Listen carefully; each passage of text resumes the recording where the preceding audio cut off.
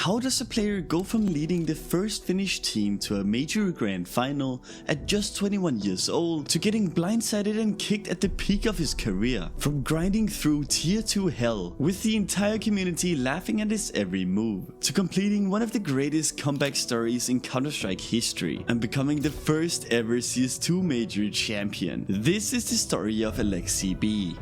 Long before the scrutiny and hate, AleksiB was just another kid from Finland with a love for football. Early on, he would become captain of his football team, building a competitive mindset that would shape his career moving forward. But gaming was his real obsession. First, it was League of Legends, a game he genuinely believed he could be the best in the world at, and that dream took him to Assembly 2014, Finland's biggest LAN, where he chased competition for the first time. But when he ultimately lost to local talent, reality hit, and he would subsequently give up on that dream. But still, he was at the LAN with his friends, who he already had started playing CSGO with casually. So for fun, they just entered the Counter-Strike tournament as they were already at the event, and he actually really enjoyed it. They didn't win anything, but at the next LAN, Assembly 2015, these same friends would win the entire thing. They went on an unexpected run and won the entire thing. It was only the open tournament where everyone could enter, but for AleksiB, it was massive. I even found this cursed clip of a young AleksiB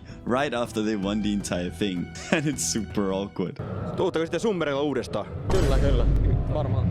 But more importantly, something had shifted, because at the same event, he would watch the professionals play in the tournament, watching players like Apex communicating and still performing at the highest level. And this sparked something in him. It wasn't just about aiming anymore, it was about thinking for 5 players at once. And this was the start of AleksiB becoming an in-game leader. And after this tournament, things would escalate quite fast. The same squad kept going to Assembly LANs, and they kept winning. And it got to a point where the team wasn't just a casual mix anymore. They were good enough to get invited to real professional tournaments, and that's where everything changed. At his first professional tournament, they would upset some of Finland's greatest teams, and they even reached the podium, something no one expected from the young team. And this run was enough for ENCE in 2016 to notice AleksiB and give him a real tryout. Suddenly, he was playing with real Finnish legends like Sunny and Nasu, but the project didn't last. Only a few months after joining the team, key players like Sunny left the team and the lineup just fell apart. But something was different now. He was a real professional player, and he would move to a team called Havu, and this time it all clicked. With the addition of Sergey, the team started dominating the Finnish scene, almost instantly winning every tournament they entered. They even qualified for an international event in Shanghai, being seconds away from closing one of the biggest upsets of his career before choking a 14-7 lead. But even in defeat, one thing was clear: his impact as an in-game leader was growing with each event. And when ENCE restarted their project with a Finnish hockey team as their sponsor, AleksiB's name would come back into the picture. This time, not as a tryout, but as a key player to lead Finland's biggest team.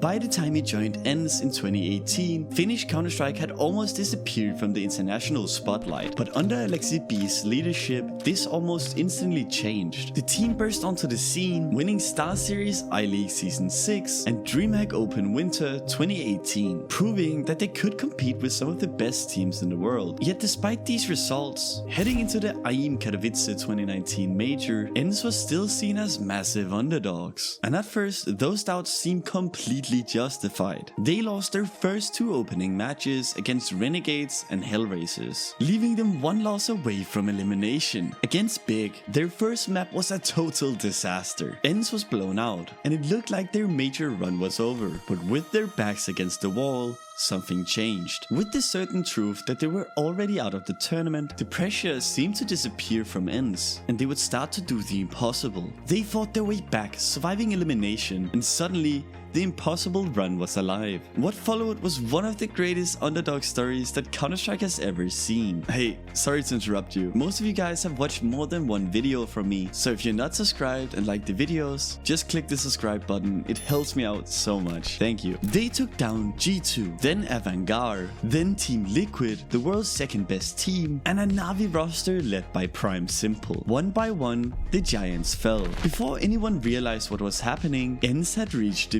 major grand finals. To understand how insane this was the team's first major run together. They had started the tournament with a 0-2 record and somehow fought their way back to the biggest stage in Counter-Strike. And this was their first time a Finnish team had reached a major grand finals. They would eventually fall to the unstoppable AleksiB, but it didn't matter. ENCE had already made history. At just 21 years old, AleksiB had become the face of Finnish Counter-Strike, and going forward, ENCE was definitely going to be a force to be reckoned with. But after the major, something crazy would happen. ENCE would get their revenge against AleksiB just a month later at Blast Pro Series Madrid 2019. Not only did they beat the world's #1 team, they snapped AleksiB's legendary 31 map win streak that they had on Nuke, with many crediting AleksiB's preparation and game plan for the upset. ENCE continued to prove that Katowice wasn't just a fluke, finishing second at both DreamHack Masters, Dallas 2019 and IEM Chicago 2019. So by the time the 2019 Starladder Berlin Major was rolling around, ENCE looked ready to make another deep run. But then everything fell apart. On August 23rd, 2019, the very day that the major began, shocking news would break. AleksiB would be removed from ENCE after the tournament and replaced by legendary Finnish star Sunny. And the timing couldn't be worse. Here was a player being asked to lead a team through the biggest tournament of the year, whilst knowing that the teammates he'd helped go to a major final had backstabbed him and indirectly told him that they didn't believe in him anymore. Reports even surfaced that AleksiB was sitting alone around at the event. It was clear that the decision had shook him to the core. ENCE would eventually be eliminated in the quarterfinals by the Renegades, bringing one of Counter-Strike's most remarkable underdog eras to an end. For AleksiB, it felt like everything he had built had been taken away overnight, and a question would arise around the community. Was AleksiB the reason ENCE performed, or was it the other players? So as he was sold to OG, people looked to see this question answered. At the time, OG was one of the biggest esports organizations in the world, thanks to the success in Dota 2, and the organization was now looking to expand itself to Counter-Strike. While the project never resulted in a trophy, AleksiB once again proved his value as a leader, helping transform OG into a great team, peaking at world number 6, and this leadership would catch the attention of G2. In a rare direct swap of in-game leaders, G2 traded Nexa for AleksiB, hoping he could be the final piece needing to bring trophies back to the organization. And initially, it looked like it might be the right choice. Almost immediately, G2 reached the grand final of IEM Katowice 2022, and what followed was one of the most exhausting and dramatic grand finals ever played in Counter-Strike history. The grand final stretched to an unbelievable 122 rounds played across 3 maps, with one map requiring 5 overtimes before a winner was finally found. But despite the promising start, the project would simply fail. As time went on, it became increasingly clear that AleksiB's highly structured style didn't perfectly fit a roster built around superstars like Nico and Monesi, players who often thrived when giving more individual freedom. So after bombing out of IEM Cologne 2022, G2 decided to move on. Then came Ninjas in Pajamas. On paper, this roster looked a lot weaker than G2, and unfortunately, the results were too. The team struggled to make meaningful playoff runs, and it was here that many fans began openly questioning whether AleksiB was actually a great in-game leader at all. The criticism grew louder with each tournament loss, and to most people, it looked like his career was just going one way, down. But then Counter-Strike 2 was released, and with it came an opportunity to reinvent himself. Just a few months before the release of CS2, Navi had signed AleksiB to rebuild their roster. The move was heavily criticized by the community, and the situation only became more difficult when Simple announced he was stepping back from competitive play shortly after joining the team. Suddenly, the roster looked incredibly fragile. Instead of having the greatest superstar in the world, Navi now consisted of Bit, a veteran from the organization's previous era, Emma, a relatively unknown player who had only recently made a name for himself during a surprise major run, Wonderful, a young AWPer coming from Sprout, and an unproven Lithuanian tier 2 player, JL. On paper,